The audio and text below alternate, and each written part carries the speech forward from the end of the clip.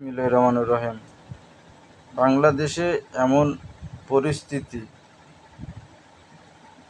কি এমন হয়েছিল যে বাংলাদেশে 17 বছর শাসন করছে এত বড় দল, তাকে এভাবে জানলি পালাতে হলো।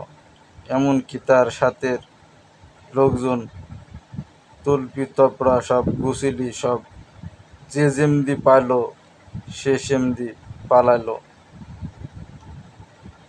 এমনকি মসজিদের ইমাম সেও থাকলো না, পালিয়ে গেল।